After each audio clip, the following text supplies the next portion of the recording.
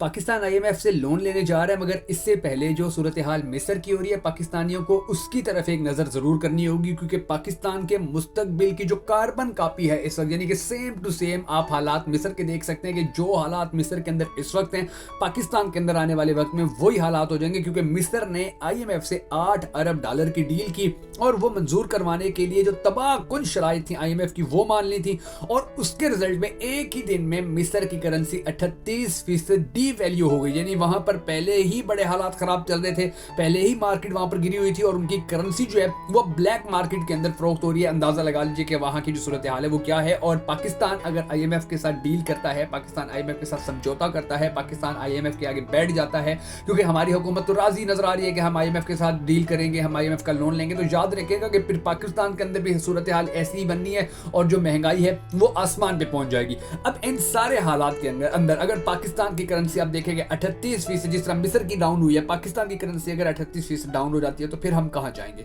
फिर हम क्या करेंगे, फिर किस तरह से पाकिस्तान के जो हालात हैं वो आगे लेकर हमारी हुकूमत चलेगी। देखिए इस वक्त जो सूरत हाल है वो बड़ी गंभीर है, और फिर पाकिस्तान के अंदर अगर ये 38% करेंसी हमारी गिरती है तो यहाँ पर तो डॉलर 450 का हो जाएगा, और 450 का जब डॉलर होगा तो डेफिनेटली डॉलर की फिर कमी हो जाएगी, फिर वो जो माफिया है वो हरकत में आ जाएंगे पाकिस्तान के अंदर, फिर जो महंगाई है वो अरूज पे चली जाएगी, अरूज पे पहुंच जाएगी। और फिर आप ये देखेंगे अब आईएमएफ जो है वो पाकिस्तान को कह रहे हैं कि जी आप अपने असासे बेचें, आप अपने इदारों को प्राइवेटाइज करें, और ये सब शर्तें वही शर्तें हैं कि जो पाकिस्तान से पहले मिस्र के ऊपर लगाई गई थी, और मिस्र ने डिफॉल्ट होने से बचने के लिए इस मुकम्मल तौर पर ये जो शराइत थी ये मान ली थी और अपने सारे इंतजाम जो थे वो आईएमएफ के हवाले कर दिए थे। अब वहां पर जो आईएमएफ की हुक्मरानी है, आईएमएफ की वहां पर वो आईएमएफ वहां पर खुलकर खेल रहा है। वो मिस्र के अंदर अगर कोई चीज आज सस्ती भी बेचना चाहेंगे वो नहीं बेच सकते हैं। एक तो वजह ये है कि वहां का डॉलर जो है वो आसमान के ऊपर पहुंच चुका है, और दूसरा ये है कि वहां पर अब जो सूरत हाल है वो बड़ी गंभीर हो चुकी है। वहां पर अब जो मिस्र है उसकी सारी हुकूमत के जो भी इंतजाम हैं वो आईएमएफ के हाथ में। आईएमएफ अगर नहीं कहेगा, वहां पर फॉर एग्जांपल पूरी दुनिया में भी अगर पेट्रोल सस्ता हो जाता है, मिस्र की वो हुकूमत अपनी आवाम को सस्ता पेट्रोल नहीं दे सकती है, क्योंकि आईएमएफ का उसने कर्जा वापस करना है, सूद देना है, और उस सूद और कर्जे के लिए आईएमएफ ने जो शर्तें उनसे मनवाई हुई हैं उनके ऊपर अमल करना होगा। और यही सूरत हाल पाकिस्तान के अंदर भी हो सकती है, पाकिस्तान के अंदर भी यही सारी चीजें सिमिलरली हो रही हैं। पिछले 10 साल का अगर डाटा निकाला जाए तो आपको पता चलेगा कि पाकिस्तान और मिस्र के जो हालात हैं वो सेम चले, मुआशी तौर के ऊपर, सियासी तौर के ऊपर, समाजी तौर के ऊपर ये सेम हालात चलते रहे। यानी कि एक जानिब मिस्र भी मसाइल का शिकार होता गया, दूसरी जानिब पाकिस्तान भी मसाइल का शिकार होता गया। और फिर आप ये देखिए कि अब मिस्र के अंदर से बहुत सारे लोग जो हैं उन्होंने अपना मुल्क छोड़ना शुरू कर दिया। मिस्र के जो हालात बन रहे हैं, मिस्र की जो सूरत हाल बन रही है, जो महंगाई अरूज के ऊपर पहुंच रही है, तो वहां के हालात बड़े गंभीर हो चुके हैं। और ये आपको मैं दोबारा से भी बता दूं, मिस्र ने जब आईएमएफ के साथ $8 अरब की डील की तो उसके बाद मिस्र जो है मुकम्मल तौर के ऊपर डिफॉल्ट हो गया, और इतनी बुरी सिचुएशन है कि मिस्र की करेंसी 38% तक डी वैल्यू हो गई है। यानी कि अगर वहां पर 38% करेंसी जो डी वैल्यू हुई है, अगर वही पाकिस्तान के अंदर करेंसी 38% पाकिस्तान का रुपया डी वैल्यू हो जाए तो उसका मतलब ये है कि पाकिस्तान के अंदर डॉलर 400 का हो जाएगा,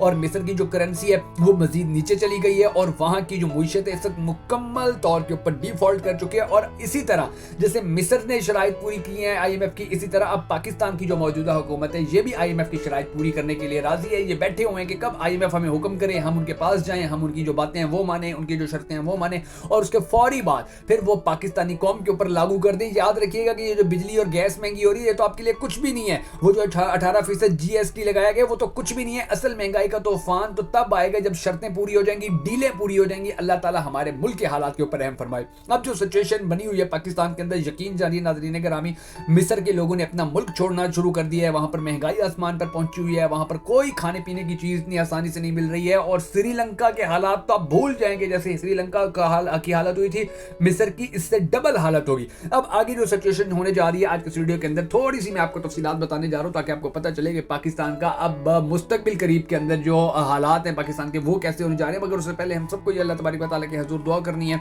कि हमारे पाक परवरदिगार हमारे मुल्क को हमारे मुल्क के हालात को बेहतर कर पाकिस्तान का अगला वज़ीर आज़म उस शख्स को बना के जिससे पाकिस्तानी कौम बड़ी टूट कर मोहब्बत करती है, और वो भी पाकिस्तानी कौम से बड़ी टूट कर मोहब्बत करता है। अगर आप हम सबके साथ मिलकर इस दुआ में शामिल होना चाहें तो कमेंट सेक्शन में आमीन जरूर लिख दीजिएगा, और कमेंट सेक्शन के अंदर आपने फिर ये भी जरूर बता देना है कि आप आने वाले वक्त के अंदर पाकिस्तान का अगला वज़ीर आज़म किसको बनाना चाहते हैं। मैं मुश्किल हैदर और आप देख रहे हैं आपका मोस्ट फेवरेट चैनल बगा फैक्ट्स। अब नाज़रीन कराम, जो सिचुएशन बनी हुई है, जो हालात बने हुए हैं वो मैं आपको बता देता हूँ कि आईएमएफ ने पाकिस्तान के लिए जो शराइत रखी हैं, जिस तरह से मिस्र के लिए शराइत रखी थी, तो उनके अंदर सबसे पहली शर्त तो यह है कि जी आपने आपने अपनी करेंसी को हाथ नहीं लगाना है, इसको आपने बिल्कुल मार्केट के ऊपर छोड़ देना है। ये जितनी डीवैल्यू होती है होती जाए, डॉलर जितना ऊपर जाता जाए चला जाए। सिमिलरली जैसे वीडियो हुकूमत के दौरान हुआ था, देखें हमने दो बार हमने कर्जा लिया, दोनों बार जो महंगाई थी वो आसमान से बातें करने शुरू हो गई थी। और अब ये जो तीसरी महंगाई है ये तो कुछ भी नहीं है, यानी कि उन्होंने जो 18% जीएसटी लगाया है ये तो आप ऐसे समझिए कि ये पहला कतरा था। असल गेम तो अब होगी जब शराइत मंजूर की जाएंगी, जब शराइत जो है वो पूरी कर दी जाएंगी, और फिर जब अगर खुदा ना खास्ता पाकिस्तान की जो करेंसी है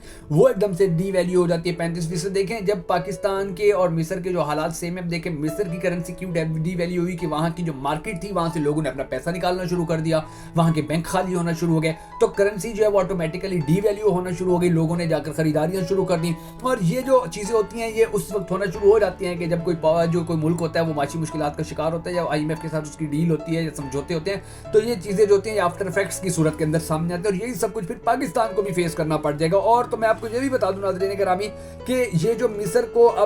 उन्होंने कहा है कि जी आप अपने मुल्क का जो खर्चा है वो कम करें, और खर्चा कम करने के लिए जरूरी है कि आप जो आपके जितने भी इदारे हैं वो प्राइवेट सेक्टर को बेचें। और पाकिस्तान के हवाले से भी ये बात वो करेंगे कि जी पाकिस्तान भी अपने कौमी असासे जो है वो फौरी तौर के ऊपर बेचे। अब आप अंदाजा लगाए कि चले मिस्र के पास जो था बेचने के लिए नहीं था, पाकिस्तान के पास क्या है, मोटरवे हमारी पहले ही गिरवी है, हमारे बड़े बड़े शहरों की अहम तरीन जगह पहले गिरवी हैं, हमारे शहरों के अंदर बड़ी बड़ी जो इंडस्ट्री है वो पहले ही गिरवी है। पाकिस्तान की IMF जो है इसको वैसे ही अब प्राइवेटाइज करने के हवाले से शहबाज शरीफ ने फैसला कर लिया कि जी PIA जो है इसको प्राइवेट कर दिया जाएगा, जो ट्रेनें हैं उनको प्राइवेट कर दिया जाएगा। तो इन हालात के अंदर अब पाकिस्तान के पास तो इसके अलावा और कोई कौमी असासा नहीं है। अब जो एक कौमी असासा है वो पूरी दुनिया भी जानती है, IMF भी जानती है, और IMF फिर उसके हवाले से अगर बात करेगी तो फिर हम कहाँ जाएंगे। अब ये आप याद रखिएगा नाज़रीन गिरामी कि IMF फौरन कहता है कि जी किसी भी मुल्क को, मिस्र को कह दिया या पाकिस्तान को कह दिया कि जी आप अपने असासे बेचे, तो आप कभी ये जरूर सोचिएगा कि फिर इनको फौरी तौर पर गाहक कहां से मिल जाता है। यानी कि लोग बहुत बड़े बड़े पावे जो बैठे हैं दुनिया के, वो मुंह फाड़ के बैठे हुए हैं कि कब हमारे पास इस मुल्क की ये ताकत आ जाए, इस मुल्क की ये ताकत आ जाए।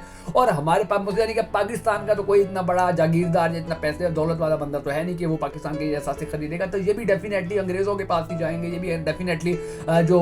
चीनी है, चाइना के रहने वाले हैं, उनके पास या किसी और मुल्क के लोगों के पास जाएंगे जो ऑलरेडी पहले ही बड़े ताकतवर हैं, जो ऑलरेडी पहले ही बड़े अमीर हैं, किसी गरीब तलंगे मुल्क के पास नहीं जाएंगे। और सिचुएशन जो है मैं आपको बता दूं वो ये है कि इन्वेस्टर्स के बाद अब ये जो पाकिस्तान है इसके बारे में ये सवाल उठ रहा है कि क्या फिर इन हालात के अंदर पाकिस्तान जो है वो स्टैंड कर पाएगा। रोज देखिए आप बिजली और गैस महंगी हो रही है, ये तो रूटीन बन चुकी है कि जी महंगी हो रही है, और उसके ऊपर पाकिस्तानी थोड़ा सा बोलते हैं फिर चुप हो जाते हैं। लेकिन जो अब महंगाई IMF के साथ डील के बाद सामने आएगी, याद रखिएगा मैंने आपको पहले बताया है कि जो 10 साल के पाकिस्तान के और मिस्र के हालात हैं, तो यही चीजें जो है ये हमें भी फेस करनी पड़ेंगी। इन्वेस्टमेंट आपको पता है कि पाकिस्तान में नहीं आ रही, मिस्र में नहीं आ रही है, और जब ऐसे हालात होते हैं तो फिर IMF कहते हैं कि जी अब आप अपने अमलाक बेचिए क्योंकि आपको बाहर का पैसा आ नहीं रहा, आप खुद कमा नहीं सकते हैं। तो जो आपके घर का सामान है फिर आप आस्ते आस्ते अपने घर का सामान बेचना शुरू कर दीजिए। और फिर ये भी देखिए कि पिछले जब 2 IMF के हमने प्रोग्राम पूरे किए थे तो उस दौरान 10-11 लाख से ज्यादा पाकिस्तानी मुल्क छोड़कर चले गए थे। कितनी बड़ी तादाद है ये कि पाकिस्तान से मुल्क छोड़कर चले गए थे, और किसी को समझ ही नहीं आ रही थी कि सिचुएशन क्या है। पाकिस्तानी लोग उम्मीद हो गए थे, उनको पता चल गया हम यहाँ पर जितनी भी मेहनत करें, जो भी काम करें, क्योंकि हम IMF के नीचे लगे हुए तो हमारे लिए जिंदगी सुकून की नहीं हो सकती है, जिंदगी अच्छी नहीं हो सकती है, जिंदगी बेहतर नहीं हो सकती है। तो वो सारे चले गए। अब वो IMF जो है वो पाकिस्तानी सरकार से ये भी मुतालबा करेगा कि अपने मुलाजमों और यानी कि जो मुलाजिम है आपके सरकारी मुलाजिम है इतनी बड़ी तादाद के अंदर, इनकी तादाद आधी करें। फिर जब ये फैसला सामने आएगा फिर पाकिस्तान के जो सरकारी मुलाजिम है वो एहतजाज करेंगे, या फिर वो कहते हैं पहले भी IMF कह चुके हैं जी अपनी पेंशनें रोको, और अंदर से 1-2 बार फैसला भी ये किया गया था। अब दोबारा अगर पेंशन रोकी जाएगी तो फिर सिचुएशन देखे ज्यादा गंभीर हो जाएगी, फिर हालात ज्यादा गंभीर हो जाएंगे। पूरी दुनिया के अंदर भी फिर अगर तेल सस्ता हो जाएगा, पूरी दुनिया के अंदर भी अगर गंदम सस्ती हो जाएगी, पूरी दुनिया के अंदर अगर गैस सस्ती हो जाएगी, पूरी दुनिया के अंदर अगर डीजल सस्ता हो जाएगा, तो भी पाकिस्तान नहीं खरीद सकेगा, क्योंकि IMF के साथ पाकिस्तान ने सिमिलरली उसी तरह शर्तें आयद कर रखी होंगी, शर्तें मान रखी होंगी पाकिस्तान ने IMF की, जिस तरह से मिस्र ने मान रखी है। और मिस्र भी दुनिया से कोई चीज सस्ती ले भी ले तो वो अपने अवाम को नहीं दे सकता, क्योंकि उन्होंने ये वादा यानी कि ये एक डील की होती है कि जी हम इतना टैक्स लेके आपको हर सूरत इतने पैसे देते रहेंगे और ये काम करते रहेंगे। तो इन हालात के अंदर अब देखना चाहिए कि आने वाला वक्त जो है वो पाकिस्तानियों के लिए कैसा होता है, और इसके लिए एक ही रास्ता है, एक ही जरिया है कि IMF से जान छुड़वाई जाए, अमेरिका से जान छुड़वाई जाए, और नहीं जान छुड़वाई जाती तो फिर हमारी जान इसी तरह हमेशा घाटे डली रहेगी ये चीजें, और पाकिस्तान कभी भी इन मसाइल से नहीं निकल सकेगा। बहरहाल अच्छी उम्मीद रखनी चाहिए, अल्लाह से हमेशा दुआ करते रहना चाहिए कि अल्लाह तबारक व तआला हमारे मुल्क के हालात के ऊपर हम फरमाए, हमारे मुल्क के हालात को बेहतर करे। और ये जो सिचुएशन गंभीर बनी हुई है, ये जो गंभीर से सिचुएशन होती जा रही है, ये गंभीर सिचुएशन खत्म हो, क्योंकि पाकिस्तानियों के लिए बड़ा मुश्किल हो गया कि वो अपनी जिंदगी अच्छे तरीके से गुजार सकें, या वो अपने घर के अंदर रोजी रोटी रोटी जो है उनकी, वही आज रोजी रोटी जो उनकी है वही आजकल बड़ी मुश्किल हुई है। तो पाकिस्तानियों के ऊपर अब अल्लाह ही रहम करे तो करे।